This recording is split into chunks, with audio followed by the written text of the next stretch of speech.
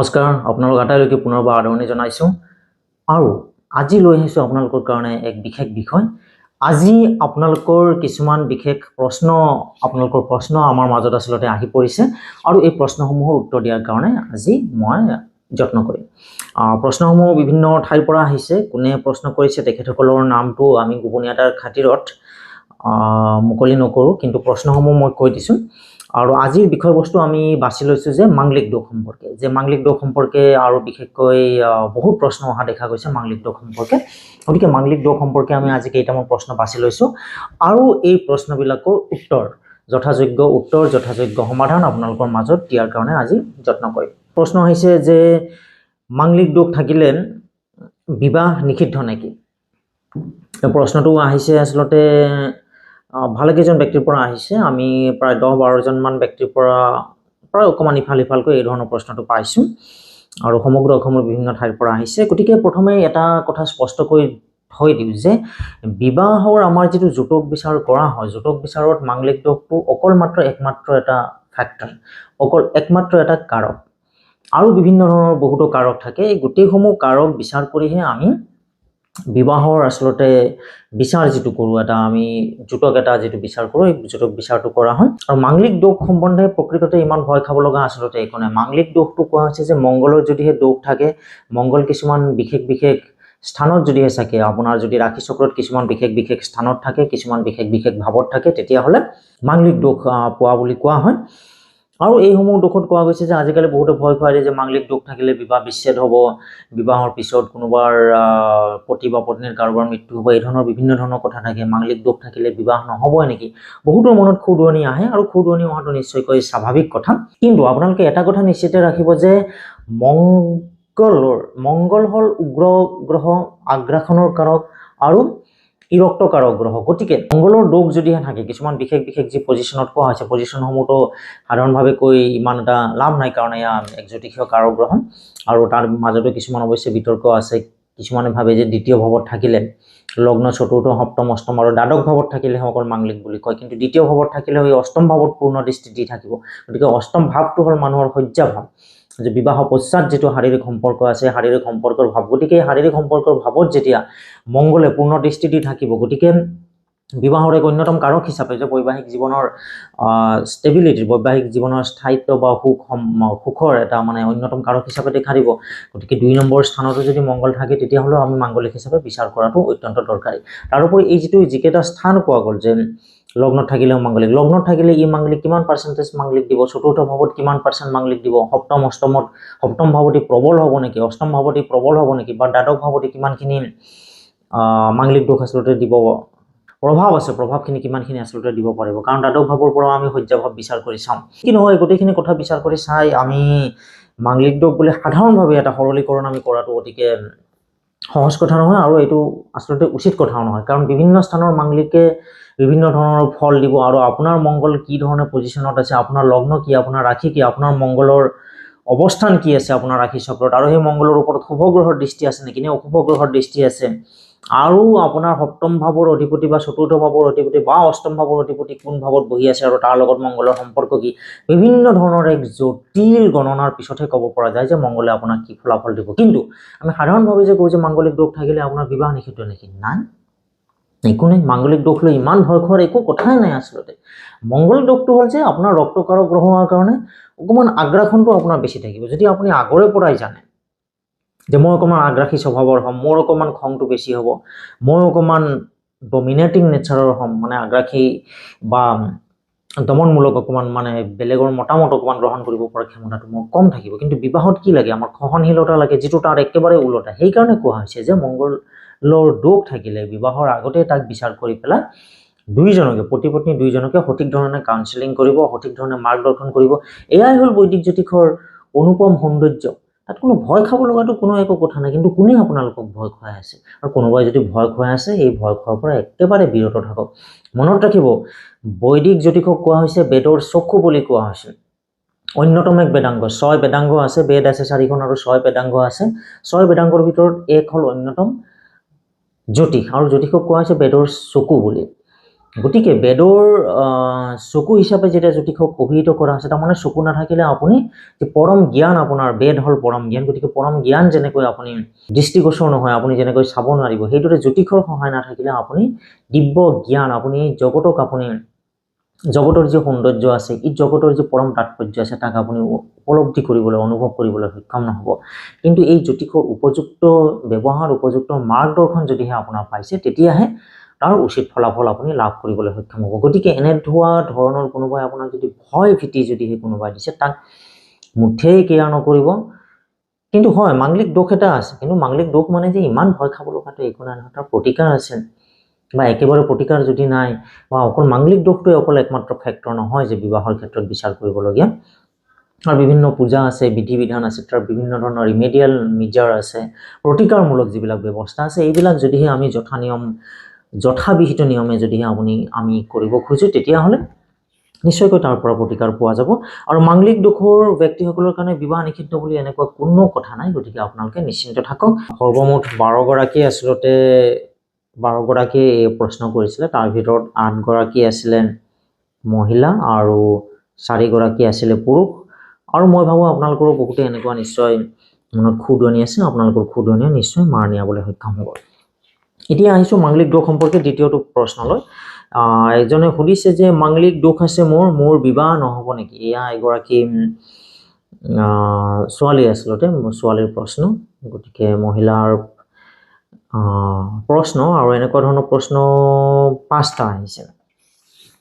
প্ৰথম কথা হ'ল, ওপৰতো যিটো আমি ক'লোঁ যে মাংগলিক দোষ হ'লে বিবাহ নিষিদ্ধ নেকি, অলমষ্ট মানে প্ৰায় একে ধৰণৰ প্ৰশ্নই হয় এইটো। কিন্তু বহুতে হয়তো বিবাহত বিলম্ব হ'লে ভাবে যে মাংগলিক দোষ থাকিলে বিবাহত বিলম্ব আছে নেকি, এনেকুৱা ধৰণৰ কোনো কথা নাই। বিবাহৰ বিলম্বৰ কাৰণে আচলতে মাংগলিক দোষ হয় বাৰু, অকণমান এটা ছেকেণ্ডাৰী ফেক্টৰ একচুৱেলি। কিন্তু আমি বিভিন্ন ধৰণৰ যিটো সপ্তম ভাৱৰ বিচাৰ কৰোঁ, আৰু দশা অন্তৰ্দশা এইবিলাকৰো আছে, গোচৰৰ কাৰক আছে, আৰু বিবাহ সপ্তম ভাৱৰ অধিপতি কোন ভাৱত বহি আছে, এইবিলাক বিভিন্ন দিশ চাবলগীয়া হয়। শনিৰ প্ৰভাৱ আছে নেকি, ৰাহুৰ প্ৰভাৱ আছে নেকি, তেতিয়াহ'লে বিবাহ বিলম্ব হয়। আৰু কিছুমান বিশেষ যোগ আছে, যিবিলাক যোগ থাকিলে আচলতে বিবাহৰ বিলম্ব হয়। কিন্তু মাংগলিক দোষৰ কাৰণে বিবাহ বিলম্ব হয় বুলি কোনো ভয় খাবলগীয়া একো নাই। বিবাহ নহ'ব নেকি, আচলতে বিবাহ বিলম্ব নাছিলে প্ৰশ্নটি, বিবাহ নহ'বই নেকি? বিবাহ নহ'বটোতো একেবাৰে এটা বেলেগ ধৰণৰ প্ৰশ্ন। বিবাহ নোহোৱাৰ কাৰণে বেলেগ যোগ আছে একচুৱেলি। সপ্তম ভাৱত যদি বিষ যোগ সৃষ্টি হৈ আছে, তেতিয়াহ'লে হয়তো বিবাহৰ বিলম্বতাৰ কাৰক হয়। আৰু আপুনি যদি শুভ গোচৰ যদিহে নাপায়, তেতিয়াহ'লে বিনা বিবাহতো হয়তো জীৱনটো যাব পাৰে। এনেকুৱা বিভিন্ন ধৰণৰ আচলতে কাৰক আছে, অকল এটা যোগক আপুনি বিশেষভাৱে চিহ্নিত কৰিব নোৱাৰে। কিন্তু মাংগলিক দোষ লৈ যদি কোনোবাই আপোনাক কৈছে যে আপোনাৰ বিয়া নহ'ব, তেতিয়াহ'লে সেয়া সম্পূৰ্ণৰূপে ভুল তথ্য। কাৰণ জ্যোতিষীয়, ভাৰতীয় বৈদিক জ্যোতিষত এটা কথা মনত ৰাখিব, অকল এটা যোগৰ ওপৰত আপোনাৰ জীৱন কেতিয়াও নিৰ্ভৰ নকৰে। যেনেকৈ অকল এটা মাত্ৰ কাৰক লৈ আপুনি জীৱনটো চলাই যাব নোৱাৰে, আপোনাৰ বিভিন্ন ধৰণৰ কাৰকে আপোনাৰ জীৱনটো চলায়, বিভিন্ন ধৰণৰ কাৰকে আপোনাৰ জীৱনটো প্ৰভাৱিত কৰে। গতিকে সকলোবিলাক লৈ সামগ্ৰিকভাৱে আমাৰ মানুহৰ জীৱনটো, গতিকে অকল এটা মাত্ৰ দোষে আপোনাক বিশেষ একো কুপ্ৰভাৱ পেলাব নোৱাৰে, বা শুভ যোগ এটা থাকিলেও বহুত বেছি কুপ্ৰভাৱো পেলাব নোৱাৰে আচলতে। আমি আহিছোঁ আৰু এটা অন্য প্ৰশ্নলৈ, যে মাংগলিক দোষ থাকিলে মোৰ বিবাহ বিচ্ছেদ হ'ব নেকি? প্ৰথম কথা কৈ থৈ দিওঁ যে বৈদিক জ্যোতিষত বা আমাৰ বৈদিক সনাতনী সভ্যতা আৰু সংস্কৃতিত বিচ্ছেদ বুলি কোনো কথা নাই, বিবাহৰ কথাহে আছে। বিবাহ এক পবিত্ৰ বান্ধন, আৰু এবাৰ যি পবিত্ৰ বান্ধনত যিয়ে আবদ্ধ হয়, যি পবিত্ৰ বান্ধনেৰে তেওঁলোকৰ জীৱনটো সৌন্দৰ্যময় কৰি গ'লে, জ্যোতিষ্মান কৰি গ'লে, তাৰপিছত আৰু বিচ্ছেদ বুলিতো কোনো কথা শব্দ নাই।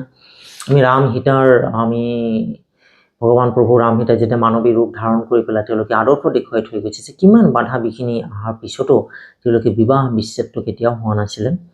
আৰু এনেকুৱা ধৰণৰ বহুত কথা আছে। আৰু আপুনি ভাবে নেকি যে বিবাহ বিচ্ছেদ কোনো এটা শুভ কথা বুলি? বিচ্ছেদ যিটো কথা হয়, বিচ্ছেদৰ আমাৰ বৈদিক সভ্যতা সংস্কৃতিত, আমাৰ ভাষাত কোনো বিবাহ বিচ্ছেদ বুলি কোনো শব্দ নাই। এয়া আচলতে পশ্চিমীয়া সভ্যতা যেতিয়া আহে, আৰু মধ্যযুগত যেতিয়া এচাম বহিৰাগত বৰ্বৰ আক্ৰমণকাৰীয়ে আমাৰ সভ্যতা, আমাৰ দেশ যেতিয়া আক্ৰমণ কৰিছিল, তেওঁলোকৰ বৰ্বৰ সভ্যতা সংস্কৃতি যেতিয়া আমাৰ দেশত যেতিয়া প্ৰৱেশ কৰিছিল, আমাৰ সভ্যতা আমাৰ সংস্কৃতিত যেতিয়া বিজতৰীয়া সংস্কৃতিৰ ৰূপে প্ৰৱেশ কৰিছিল, তেতিয়া এই বিচ্ছেদ কথাটো আহে। যিবিলাকৰ মাজত বিবাহ এটা পবিত্ৰ বান্ধন নহয়, যিবিলাকৰ মাজত বিবাহৰ কোনো নীতি নিয়ম নাই, তেওঁলোকে যাকে তাকে বিবাহ কৰিব পাৰে, আৰু মানে বিবাহৰ সেই পবিত্ৰতা আচলতে নাই। গতিকে তেওঁলোকৰ পৰা সেই বিবাহ বিচ্ছেদ কথাখিনি আহিছিলে। আৰু পিছত ৱেষ্টাৰ্ণ কালচাৰ, আজিকালি পশ্চিমীয়া সংস্কৃতিৰ বহুল প্ৰচলনৰ ফলত আমি পশ্চিমীয়া সংস্কৃতিৰ ভৌগোলিক আগ্ৰাসনৰ কবলত থাকিব লগা হৈছিল। গতিকে এতিয়া ডাইভৰ্চ বা বিবাহ বিচ্ছেদ শব্দটো আহে। গতিকে বিচ্ছেদ বুলি আচলতে কোনো কথা নাই, মাংগলিক দোষ থাকিলে যে বিচ্ছেদ হ'ব এই ধৰণৰ কোনো কথা নাই। বিবাহ পবিত্ৰ বন্ধন আপোনালোকে যদিহে মৰম চেনেহ আছে, সহনশীলতা আছে, তেতিয়াহ'লে আৰু যদিহে মৰম চেনেহৰ বান্ধোন আছে, তেতিয়াহ'লে বিবাহ বিচ্ছেদৰ কথা কেতিয়াও নাভাবিব। আৰু মাংগলিক দোষ থাকিলেতো বিবাহ বিচ্ছেদ একেবাৰে নহয়, এইটো গেৰাণ্টি দি পেলাই মই কৈছোঁ। বহুত মই হাজাৰতকৈ বেছি মই উদাহৰণ দিব পাৰোঁ যিবিলাকৰ মাংগলিক দোষ আছে, তথাকথিত মাংগলিক দোষ আছে, যি মাংগলিক দোষ কথা এইকেইটা স্থানত থাকিলে কোৱা হয়, কিন্তু তেওঁলোকৰ বৈবাহিক জীৱন সুকলমে চলি আছে। আৰু বহুতৰ কিছুমান সামাজিক কাৰণত বা ব্যক্তিগত কাৰণত নিশ্চয়কৈ বিচ্ছেদৰ নিচিনা পৰিস্থিতি হ'বলগীয়া হৈছে, আমি দেখিছোঁ। আৰু আমি তেওঁলোকক প্ৰথম কথা হ'ল আমি তেওঁলোকক পুনৰ মিলন কৰিবলৈ চেষ্টা কৰোঁ, কাৰণ বিচ্ছেদৰ ফলত যি এক সামাজিক আৰু ব্যক্তিগত জীৱনত যি নেতিবাচক প্ৰভাৱ পৰে তাৰ পৰা ৰক্ষা পাবলৈ যদি আমি পুনৰ মিলন কৰোঁ, তেওঁলোকৰ কিছুমান ব্যক্তিত্বত বা তেওঁলোকৰ কিছুমান স্বভাৱ চৰিত্ৰত অকণমান সৰু সুৰা যদিহে আমি প্ৰতিকাৰ বা কাৰেকশ্যন যদিহে কৰি দিওঁ, তেওঁলোকৰ কিছুমান অকণমান অলপ উন্নত কৰোঁ, যি কিছুমান বেয়া গুণ থাকে, আমি কাউন্সেলিঙৰ দ্বাৰা সেইবিলাক বেয়া গুণবিলাক পতি পত্নী দুয়োজনৰে বেয়া গুণবিলাক আঁতৰ কৰিবলৈ যত্ন কৰোঁ। আৰু আমি যেতিয়া ভাল ধৰণে যেতিয়া কাউন্সেলিং কৰোঁ, ধ্যানৰ জৰিয়তে আমি তেওঁলোকক কাউন্সেলিং কৰোঁ, ধ্যান সন্মোহনৰ জৰিয়তে যেতিয়া কাউন্সেলিং আমি কৰোঁ, তেতিয়া তেওঁলোকে এয়া ভালে সংখ্যকে দেখা যায় যে বুজি যায় আৰু তেওঁলোকৰ জীৱনটো পুনৰ সুন্দৰ, আনন্দ আৰু মংগলময় হৈ পৰে, উৎসাহ আৰু আনন্দেৰে ভৰপূৰ হৈ পৰে তেওঁলোকৰ বৈবাহিক জীৱন দেখা গৈছে। গতিকে বিচ্ছেদৰ নিচিনা নেতিবাচক চিন্তা কেতিয়াও মনলৈ নানিব। আপোনালোকৰ বিবাহ অতিকে পবিত্ৰ বন্ধন, ভাৰতীয় সনাতন সংস্কৃতিত আপোনালোকৰ বৈবাহিক জীৱন সকলোৰে মংগলময় হওক, তাকে আমি কামনা কৰিম। আৰু বহুতে সুধিছে যে মাংগলিক দোষ থাকিলে বিবাহৰ পিছত মোৰ মৃত্যু হোৱাৰ যোগ আছে নেকি? হয়, এয়া কিছুমানে কয় যে বিবাহৰ পিছত দুইজন যদিহে মাংগলিক নহয়, মানে এজন মাংগলিক এজন যদিহে মাংগলিক নহয়, তেতিয়াহ'লে কোৱা যায় যে বিবাহৰ পিছত তেওঁলোকৰ এজনৰ মৃত্যু হ'ব। কিন্তু এয়া সত্যজনক। বাস্তৱিক ধৰণে আমি বহুতো ক্ষেত্ৰত বিচাৰ কৰি পাইছোঁ, বহুতো দম্পতিৰ, বহুতো কাপলছ আমি বিচাৰ কৰি পাইছোঁ যে এয়া সম্পূৰ্ণৰূপে সত্য নহয়। বিবাহৰ পিছত পতি বা পত্নীৰ যিটো মানে নিধন যোগ, সেয়া আকৌ অন্য ভালেকেইটা দিশ চাব লগা হয়। অষ্টম ভাৱত কি গ্ৰহ আছে আৰু গোচৰ কেনেকুৱা পাব বিবাহ পশ্চাৎ, আৰু দশা কেনেকুৱা পাব, এইবিলাক বিভিন্ন ধৰণৰ কথা আহে। কিন্তু হয় এটা কথা যে অষ্টম ভাৱত যদিহে মংগল থাকি পেলাই মাংগলিক দোষ কৰিছে, আৰু সেইগৰাকী ব্যক্তিৰ যদি পতি বা পত্নীৰ যদিহে মাংগলিক দোষ নাই, তেতিয়াহ'লে কিন্তু বিবাহৰ পিছত তেওঁৰ মানে শাৰীৰিক কষ্ট আৰু পীড়া মৃত্যুসম কষ্ট হয়তো ভোগ কৰিব লগা হয়, আৰু কিছুমানৰ হয়তো অকাল মৃত্যুৰ যোগো দেখা যায়। কিন্তু অকাল যিটো মৃত্যুৰ যোগ আছে সেই বিষয়ে চাবলৈ আৰু ভালেকেইটা দিশ চাবলৈ লগা হয়। আমি লগ্ন চাব লগা হয়, আৰু লগতে ৰাশি চাব লগা হয়, আৰু চতুৰ্থ ভাৱৰ অধিপতিও বিচাৰ কৰিব লগা হয়। আৰু এইবাৰ আমি আহিছোঁ যে আৰু এটা প্ৰশ্ন আহিছে যে বিবাহৰ অষ্টকোট মিলন নম্বৰ কিমান হ'ব লাগে? অষ্টকোট মিলন আচলতে এটা সম্পূৰ্ণৰূপে এটা বেলেগ এটা বিষয়, আৰু বিবাহৰ ক্ষেত্ৰত নিশ্চয়কৈ অষ্টকোট মিলনৰ এক গভীৰ প্ৰভাৱ আছে। আমি সাধাৰণতে নৰ্থ ইণ্ডিয়ান, যিটো উত্তৰ ভাৰত আৰু পূৰ্ব ভাৰতত অষ্টকোট মিলন পদ্ধতি আমি বিচাৰ কৰোঁ, কিন্তু আমি দক্ষিণ ভাৰতত যদি চাওঁ তাত দশকোট পদ্ধতিয়ে সাধাৰণতে বিচাৰ কৰা হয়। কিন্তু দুইটা ক্ষেত্ৰতে একেই ভাৰতবৰ্ষ হ'লেও দুইটা ভাৰতবৰ্ষৰ ক্ষেত্ৰতে কিছুমান বিবাহ পদ্ধতিৰ আচলতে পাৰ্থক্য আছে। দক্ষিণ ভাৰতত দেখা গৈছে যে আচলতে দিনৰ ভাগত বিবাহ হয়, আৰু উত্তৰ ভাৰতত সাধাৰণতে শাস্ত্ৰত কিন্তু দিনৰ ভাগতে, আৰু কিছুমানত আজিকালি দেখা গৈছে যে ৰাতিৰ ভাগত আচলতে কৰা হয়। গতিকে এই ধৰণে বিভিন্ন ধৰণৰ বিতৰ্ক আছে আৰু বিভিন্ন ধৰণৰ মতৰ পাৰ্থক্য আছে। কিন্তু যি কি নহওক বাৰু, যদি বিবাহৰ যি সময় আছে, যি মুহূৰ্ত আছে, সেই মুহূৰ্ত যদি আমি পবিত্ৰ মুহূৰ্তত কৰোঁ, আৰু যদিহে দিন বাৰ কাল আমি পাঞ্চাং যদিহে সম্পূৰ্ণৰূপে 5টা অংগ যদিহে সম্পূৰ্ণৰূপে গণনা কৰি সম্পূৰ্ণ শুদ্ধভাৱে সম্পূৰ্ণ শুদ্ধ তিথি বাৰ নক্ষত্ৰ যোগ আৰু কৰণত যদিহে আমি বিবাহ কাৰ্য যদিহে সম্পন্ন কৰা হয়, বিবাহৰ যি বৈদিক নীতি নিয়ম আছে, বৈদিক নীতি নিয়মখিনি যদিহে আমি শুদ্ধ ৰূপত শুদ্ধ সময়ত সঠিক সময়ত যদিহে কৰিব পাৰোঁ, তেতিয়াহ'লে এই দুখৰ পৰা নিশ্চয়কৈ ৰেহাই পাই থাকিব। এইখিনিতে আপোনালোকৰ জ্ঞাতাৰ্থে মই কৈ থৈ দিছোঁ যে অষ্টকোট মিলন আচলতে কি, অষ্টকোট মানে কোট মানে গুণ আচলতে, অষ্ট মানে 8টা, গতিকে 8টা গুণ বিচাৰ কৰি চোৱা হয় বিবাহৰ ক্ষেত্ৰত। এই গুণকেইটা হ'ল বৰ্ণ, বৈশ্য, তৰা, জনি, ৰাশি অধিপতি, গণ, ৰাশি আৰু ৰাশি বা ভাকুত আৰু নাৰী বুলি কোৱা হৈছে। গতিকে কিছুমান নক্ষত্ৰৰ ওপৰত ভিত্তি কৰি সৃষ্টি কৰা হৈছে আৰু কিছুমান ৰাশিৰ ওপৰত। গতিকে জনম ৰাশি আৰু জনম নক্ষত্ৰৰ ওপৰত ভিত্তি কৰি অষ্টকোট পদ্ধতি মিলন যি পদ্ধতি আছে অষ্টকোট পদ্ধতি মিলন কৰা হয়। কিন্তু আপোনালোকৰ জ্ঞাতাৰ্থে মই চমুকৈ কৈ থৈ দিছোঁ, অষ্টকোট মিলন সম্পৰ্কে মই এটা বিশদ ভিডিঅ' আপোনালোকৰ কাৰণে অতি সোনকালে লৈ আহিম। আৰু আপোনালোকে যদি অষ্টকোট মিলনৰ বিষয়ে বিশেষ কিবা কথা জানিব বিচাৰে তেতিয়াহ'লে আমাক কমেণ্ট বক্সতো কমেণ্টছ কৰি জনাব। কিন্তু সাধাৰণভাৱে অষ্টকোট মিলনত কোৱা হয় যে 36 নম্বৰ থাকে 8টা গুণত, 1ৰ পৰা 8লৈকে প্ৰকৃততে নম্বৰবিলাক থাকে। গতিকে যি 36 নম্বৰৰ ভিতৰত কোৱা হৈছে যে 18 বা ততোধিক নম্বৰ পালে ভাল বুলি কোৱা হৈছে। কিন্তু এইটো এটা মিথ হয়। আমি দেখিছোঁ যে বহুতৰ 12 আছে, 11 আছে, 12-11 অষ্টকোট মিলন নম্বৰ পোৱা দম্পতীৰো তেওঁলোকৰ বৈবাহিক জীৱনটো খুব সুখত আৰু সুখ সমৃদ্ধিৰে তেওঁলোকৰ বৈবাহিক জীৱন চলি আছে। আৰু 24-25 বা 27-28 পোৱা ব্যক্তিৰো দেখা গৈছে যে তেওঁলোকৰ বৈবাহিক জীৱন খুব এটা সুখত চলা নাই। গতিকে অষ্টকোট মিলনে এটা জাষ্ট ভিত্তি এটা দিয়ে যে এইবিলাক পইণ্টছৰ আপোনালোকৰ মিল আছে। বেছি স্কোৰ পালে যে আপোনালোকৰ জীৱনটো ভাল হ'ব বা কম স্কোৰ পালে যে আপোনালোকৰ জীৱনটো ভাল হ'ব এনেকুৱা নহয়। প্ৰথম কথা হ'ল বিবাহৰ ক্ষেত্ৰত আটাইতকৈ মনত ৰাখিব যে ইণ্ডিভিজুৱেল ব্যক্তিগতভাৱে পাত্ৰগৰাকীৰ বা পাত্ৰীগৰাকীৰ কুষ্ঠিখন কুণ্ডলী বিচাৰ কৰা অতিকে দৰকাৰী। তেওঁলোকৰ ব্যক্তিগত জীৱনত ব্যক্তিগত কুষ্ঠিত তেওঁলোকৰ কি লিখা আছে সেয়া মিলাই চোৱাটো অতিকে দৰকাৰী। তেওঁলোকৰ যোগ কি আছে, কিসমূহ শুভ যোগ পাইছে, গ্ৰহবিলাক শুভ স্থানত আছে নে নাই, শুভ ভাৱত আছে নে নাই, আৰু শুভ সংযোগ কৰি আছে নে নাই, এইবিলাক বস্তু আমি চাব লগা হয়। আৰু এনেকুৱা যদিহে দুইজন মিলাই পেলাই যদিহে আমি দেখোঁ যে তেওঁলোকৰ ব্যক্তিগত কুণ্ডলীও ভাল, দুইজনৰ কুষ্ঠিখন ভাল আছে, তেওঁলোকৰ মিলন যিবিলাক আছে যে চাৰিত্ৰিক বৈশিষ্ট্যবিলাকৰ মিলন আছে, দুইজনৰ মাজত সহনশীলতা থাকিব, ইজনে সিজনক বুজি পোৱাটো থাকিব, তেতিয়াহ'লে আমি বিবাহ প্ৰশস্ত বুলি কওঁ।